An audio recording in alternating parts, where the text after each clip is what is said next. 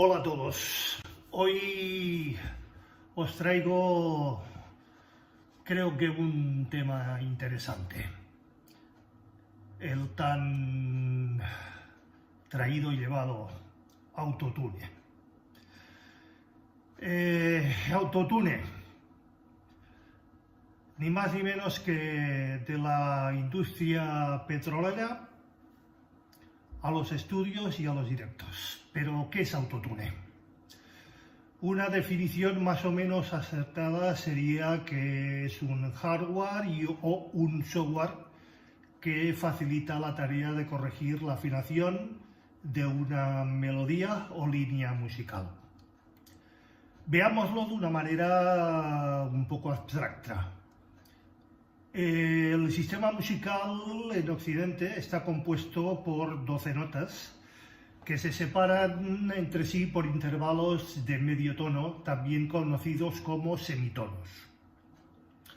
Por lo general, la mayor parte de las canciones que escuchamos usa una porción acotada de dichas notas que se denominan escalas. Si el tema está en re mayor, por ejemplo, consideraremos solamente 7 de las 12 notas como válidas. Si estas notas, estas notas son re, mi, fa sostenido, sol, la, si, do sostenido, notas que componen la mayor jónica de re. A pesar de que no tengamos ningún entrenamiento musical y debido a la cantidad de veces que escuchamos la misma escala una y otra vez en un contexto musical, nuestro cerebro está programado para entender que cuando algo está fuera de tono, falla la afinación. Cuando un cantante desafina, está en esencia cantando una nota que no pertenece a dicha escala. Esa nota puede estar en un semitono por debajo o un semitono por encima, o también puede estar entre medio, ya que entre dos semitonos hay un intervalo teóricamente infinito de frecuencias.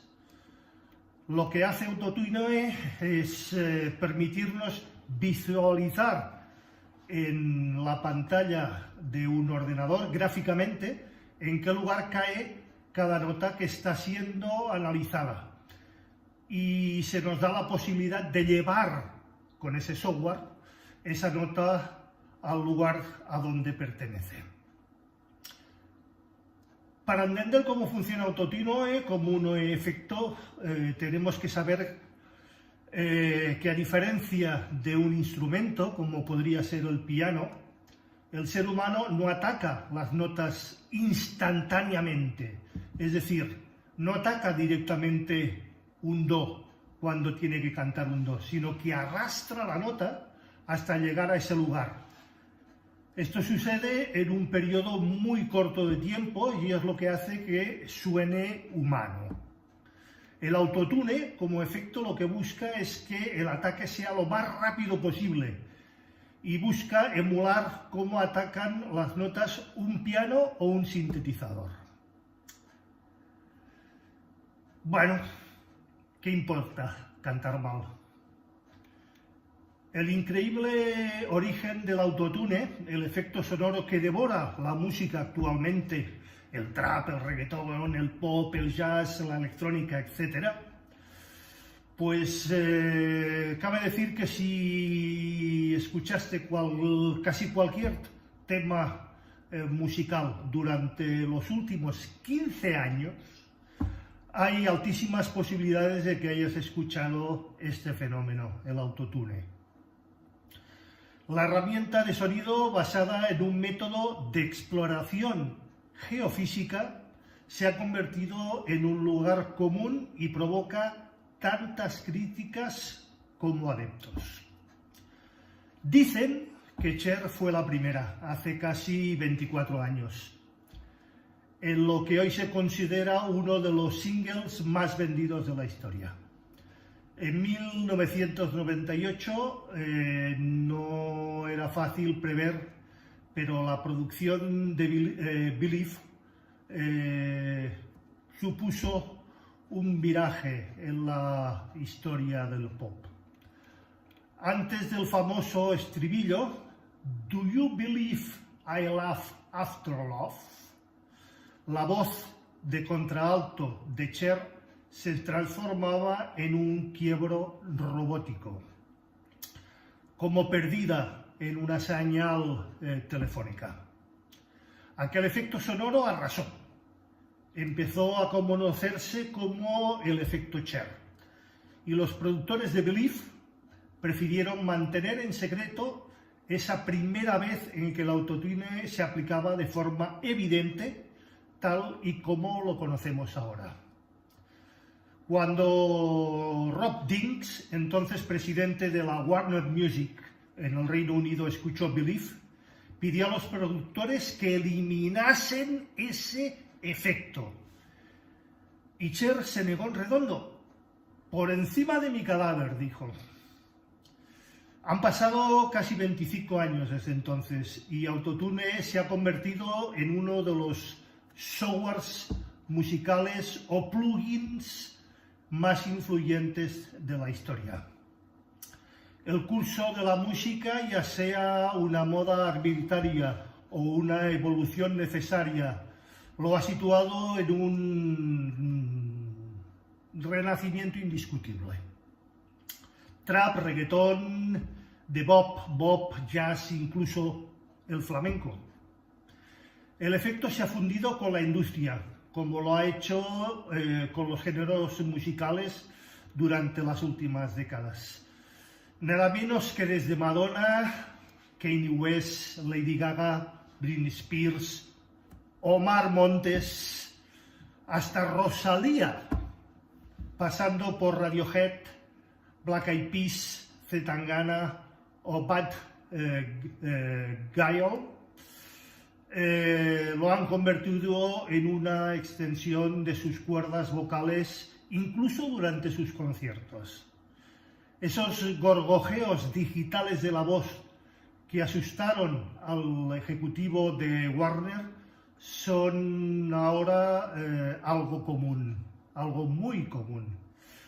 La herramienta comenzó a usarse como un corrector del tono en los estudios, para asegurar que ninguna de las notas emitidas por un vocalista estuviera fuera de afinación. Y quizá por ello, durante años, el uso del autotune se planteaba como un maquillaje prácticamente imperceptible, como una tecnología clandestina, como la chapa y pintura en los estudios de grabación. Al menos así es como lo concibió su creador, el geofísico Andy Hildebrand. De los yacimientos del Pretorio al estudio. Las bases de funcionamiento del autotune surgieron en la década de los 70, ya hablamos de hace unos cuantos añitos, cuando un muy joven ingeniero, el mencionado Andy Hildebrand, trabajaba para la petrolera norteamericana Exxon. Su trabajo consistía en desarrollar sistemas que interpretaran la vibración y la reflexión del sonido en las superficies de la Tierra para hallar yacimientos de petróleo. Estaba trabajando en un área de geofísica donde emites sonidos en la superficie de la Tierra o en el océano, escuchas las reverberaciones y a partir de esa información intentas averiguar cuál es la forma del subsuelo.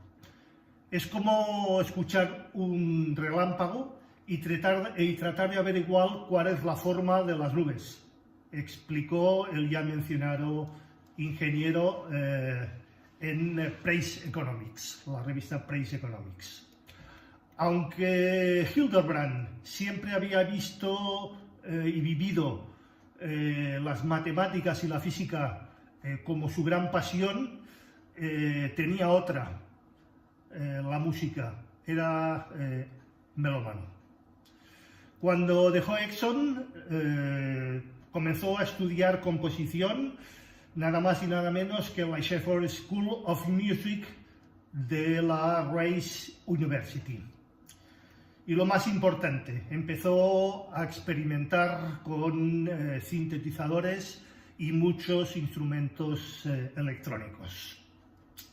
Durante más de una decena estuvo trasteando con estos elementos.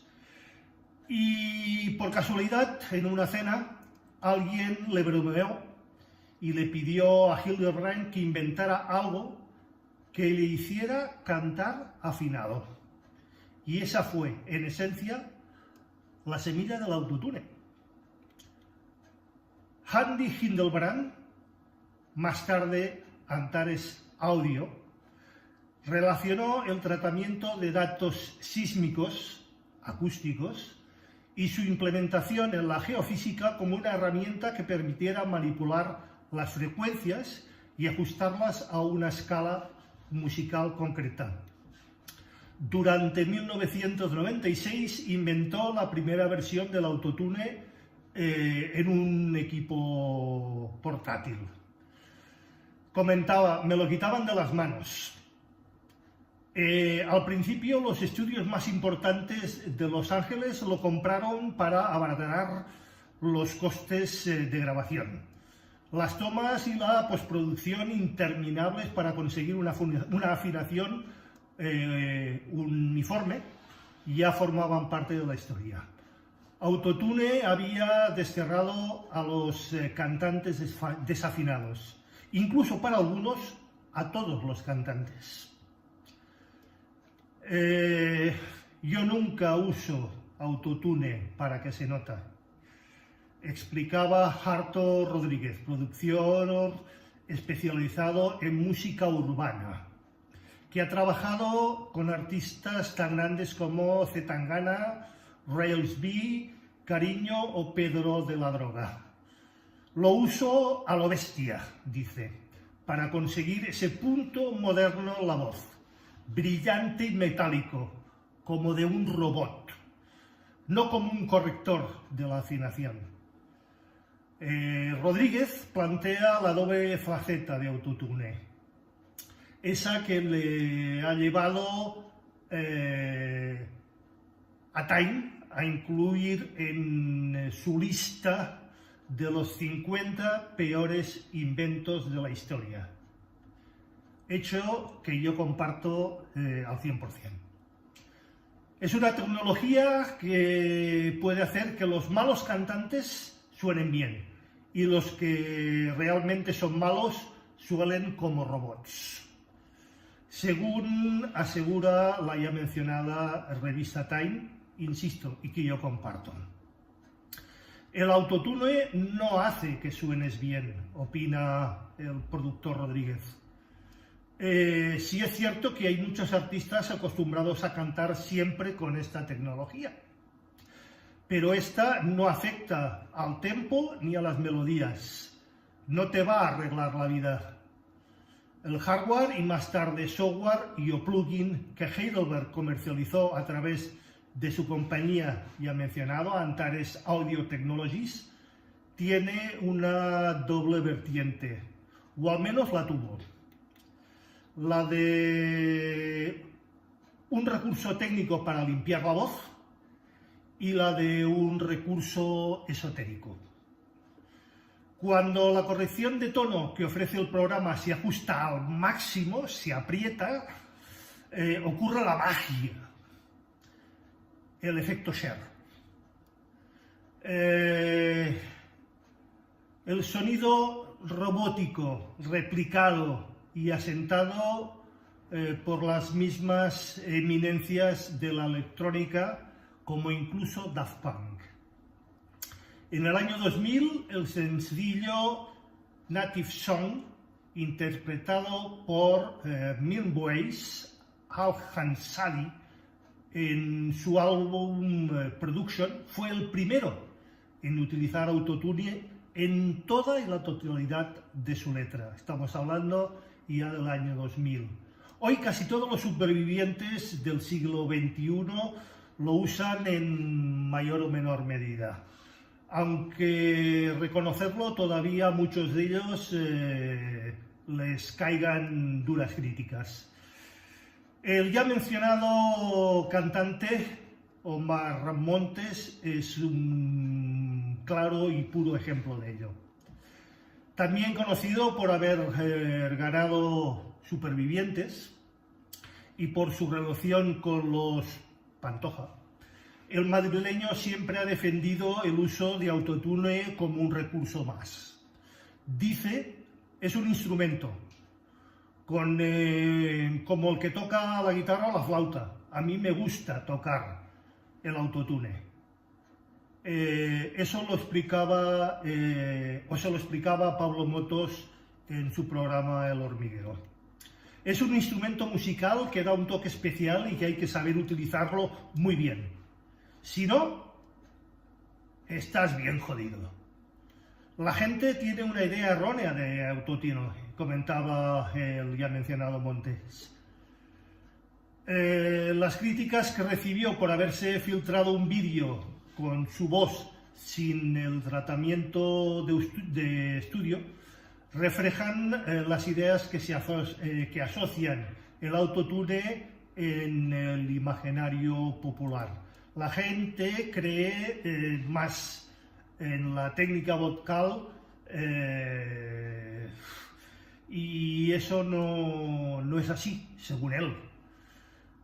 La música depende mucho del flow personal y la performance que tenga el artista para grabar. Esto es lo que defiende Montes. Yo lo único que sé es que en la música hay que reinventarse y buscar la forma de llegar al público. Ahí tienes razón. Pero me recuerda a los años 60, cuando los músicos en Francia intentaron prohibir el sintetizador. Lo que ellos no vieron es que se pueden utilizar estas nuevas herramientas de una forma nueva, en lugar de utilizarlos solo para reemplazar los instrumentos que ya existen desde antes. Todo evoluciona muy rápido y cada vez hay más formas de grabar, insiste Montes. Partes de los ataques al autotune vienen por una premisa: la tecnología permite desafinar afinando, ser cantante sin saber cantar. Y puede que no importe, porque el valor de ciertos géneros no reside en sus cualidades musicales, sino en lo extramusical. El estilo es lo que marca las pautas, apunta Harto Rodríguez. ¿Alguien se ha fijado alguna vez en la técnica vocal de los cantantes punk? No lo creo, porque no importa, dice Rodríguez. El estilo no lo demanda, no es necesario cantar bien. Lo que llega a la gente son otras cosas: la energía, la rabia, la actitud, los modos, las maneras. Si hablamos de música popular urbana, pasa algo parecido. Esa crítica de que es que la gente que hace trap no sabe cantar porque usan autotune. En algún caso puede ser, pero tampoco es imprescindible ser el mejor y más grande cantante. Insisto, según Harto Rodríguez. Si escuchas trap chungo y sucio, también buscas una voz así. Tampoco vas a esperar que una persona muy bien educada musicalmente y con una voz impecable se dedique al trap. Autotune is for pussies. Dicho de otra manera, autotune es para cobardes. Mientras que el invento de Heidelberg trascendía fronteras y géneros musicales, sus detractores alzaban la voz a principios de este siglo XXI. Por su origen, algunos músicos asocian autotune con la trampa en el estudio. el artificio para esconder una técnica vocal deficiente, unas melodías simples y encorsetadas en un canon de la afinación mainstream. En 2009, Jay-Z lanzó su sencillo DOA, Death of Autotune. El mismo año en que Christina Aguilera apareció públicamente con una camiseta que rezaba lo ya comentado anteriormente: Autotune is for pussies. El autotune es para cobardes, más o menos. Quien sepa inglés sabrá traducirlo mejor. Los críticos, y yo también, sostienen que el abuso de autotune ha matado y ha destrozado la disonancia, y con ella la imperfección de la voz humana, sobre todo en la música en directo. Si desaparecen todos los sonidos que se encuentran fuera de una escala escogida, no hay espacio para la espontaneidad, el vibrato natural, la ondulación de la voz y la expresividad. Un canto plástico, uniforme y sintético. Eso es para muchos, y también para mí, un uniforme sintético. Y el oído colectivo terminará por rechazar lo que escape de esos parámetros, o al menos eso esperamos. Para Nacho Marco, ingeniero de sonido, productor, DJ y profesor en la Escuela de Berkeley, Valencia, estas críticas no solo son demasiado conservadoras, sino poco fructíferas. Según él, es una herramienta en la que todo el mundo tiene acceso, y cada vez es más fácil y más barato acceder a ella. Democráticamente, la gente joven lo ha asimilado como la voz del momento. Si las cosas gustan porque sí, no se pueden hacer nada en contra de eso. Son las tendencias. Cuando se inventó el theremin, uno de los primeros instrumentos electrónicos, lo primero que hicieron los críticos, o muchos de ellos, fue compararlo con los timbres que ya existían, es decir, el violín, la viola, la voz humana. Dijeron que no estaba a la altura, simplemente comparándolo con lo preexistente. Pero su creador había generado un sonido completamente nuevo, que además supuso la semilla de los sintetizadores. Primero los analógicos y mucho más tarde los digitales. Visto hoy, es evidente que esas críticas iban contra los tiempos. Cuenta el mencionado señor Marco. El autotune no va a hacer que desaparezcan los vocalistas, ni mucho menos. En mi último trabajo, dice él, por ejemplo, no lo hemos empleado. El autotune no va a hacer que desaparezcan los vocalistas, ni mucho menos. Tanto Arto Rodríguez como Nacho Marco coinciden en una observación. La evolución de la música o de las músicas está condicionado siempre por los avances tecnológicos.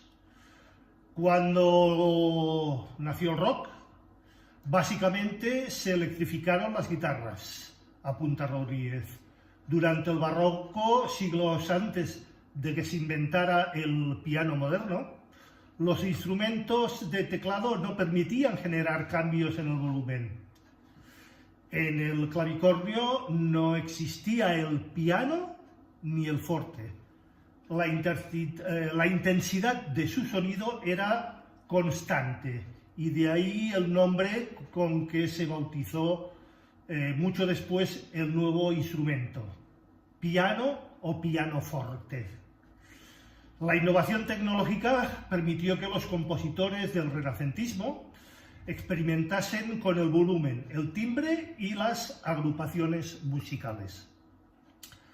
Probablemente la invención del piano o la creación de cuerdas sintéticas, las orquestas cada vez más numerosas marcaron la deriva de la música occidental y en más sentidos de los que pudiéramos imaginar. Creo que es más que obvio.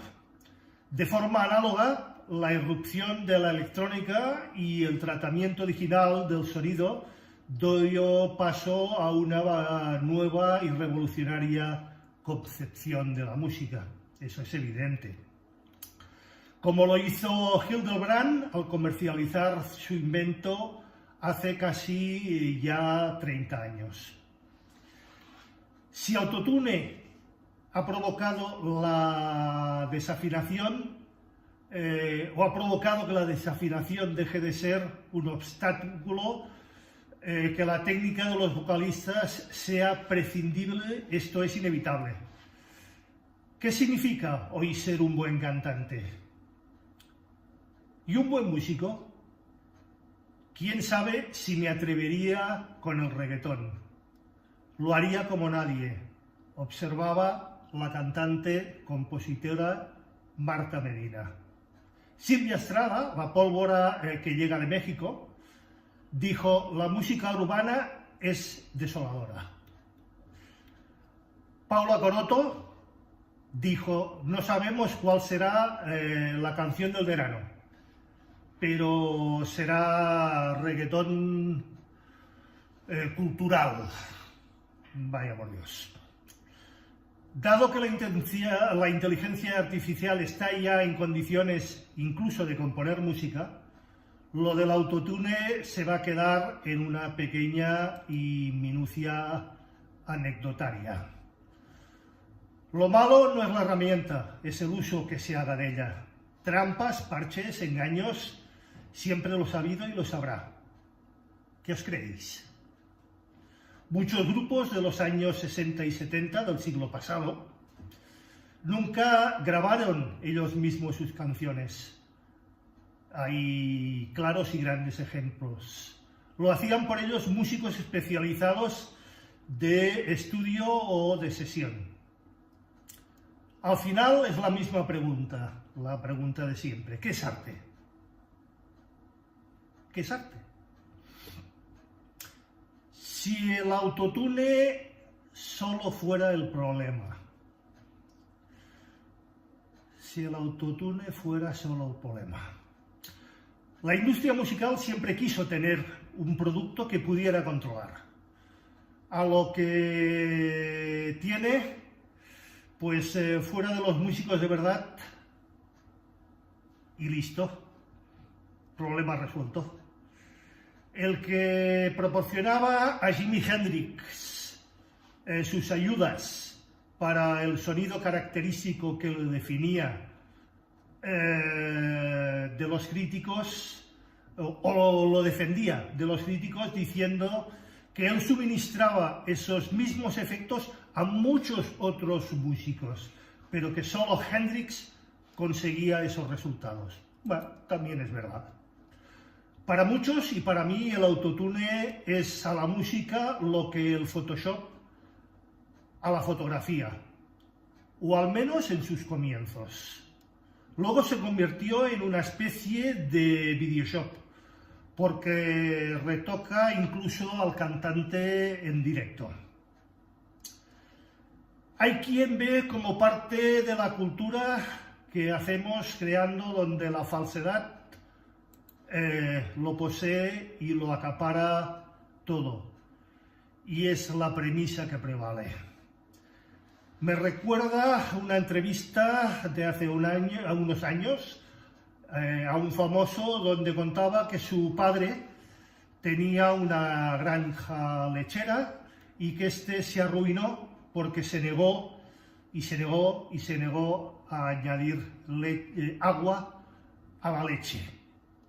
Y cada vez menos gente se la compraba, porque sabía demasiado intensa comparado con las que se podían comprar envasadas en los supermercados. No es problema del uso, es problema del sobreabuso. En el intermedio, el Gran Wyoming y su gente usan autotune para crear melodías de audio de las noticias más importantes del día o acontecidas durante la semana. Manipulan digitalmente grabaciones de voz de políticos, sobre todo, y otros personajes públicos o personajillos, para crear una melodía haciendo que parezca que estas personas cantan. Creo que lo habréis visto a los que sigáis ese programa y al Gran Wyoming. El debate es abierto. El debate sería sobre si es ético o no el uso del autotune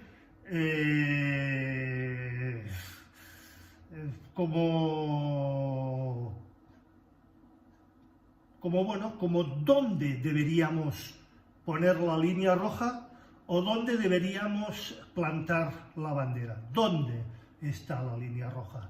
¿Es ético grabar más de una toma en cualquier interpretación musical? ¿Es ético usar efectos que no pueden ser replicados en las interpretaciones en vivo? ¿Es ética la grabación multipista cuando ésta está más allá de lo que se puede conseguir por una banda en vivo?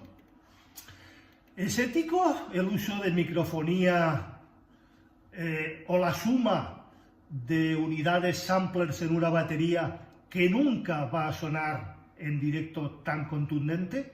¿O no debería de sonar en directo y sin amplificación tan contundente?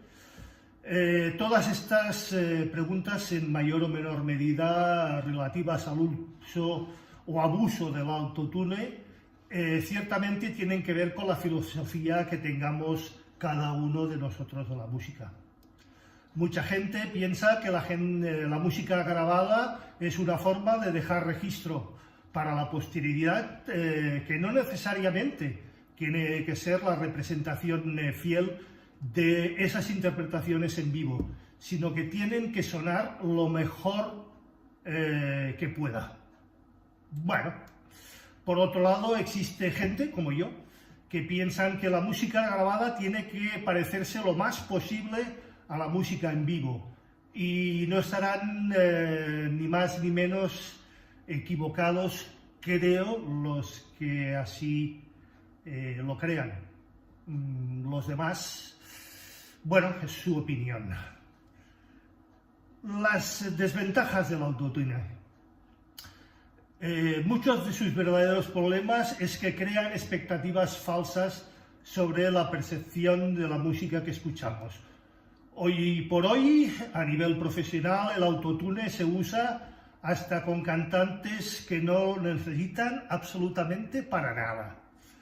Es un estándar de la industria y genera interpretaciones machatas y predecibles. Todo suena igual.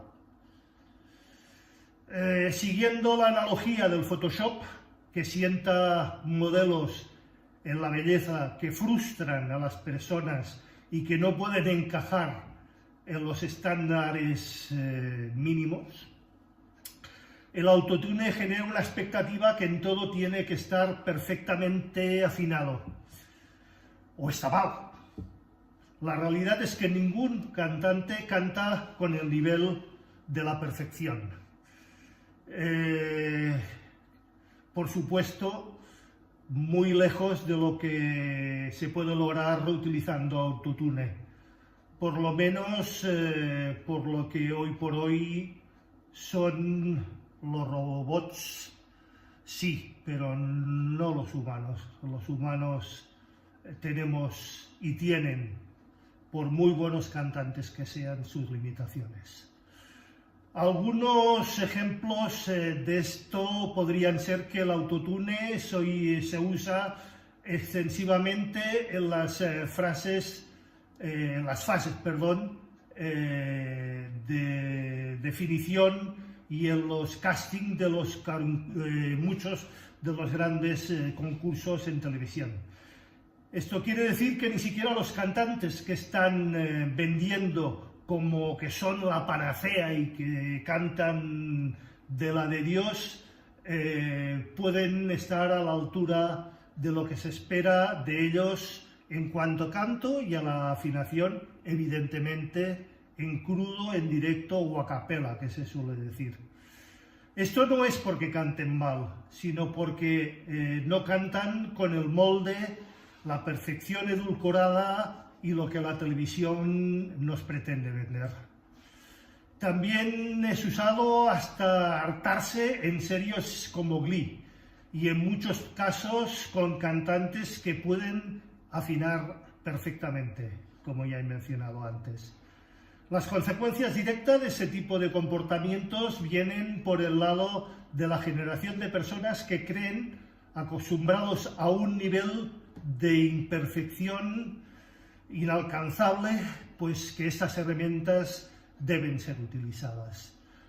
No saben que la música la hacen los humanos, la hacemos los humanos, y que la magia no está en la perfección, sino en las emociones que esta música sea capaz de transmitirnos. Imaginad un mundo donde afinamos a los Beatles, a los Rollins, a los Who, o editamos hasta hartarnos a Bob Dylan. Mal, mal. Imaginad el primer disco de Black Sabbath con todas las notas perfectas y todas y cada una en su lugar.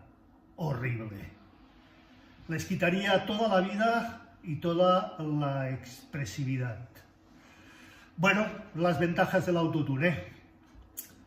A pesar de lo ya nombrado, existen algunas cosas positivas en el uso de esta herramienta.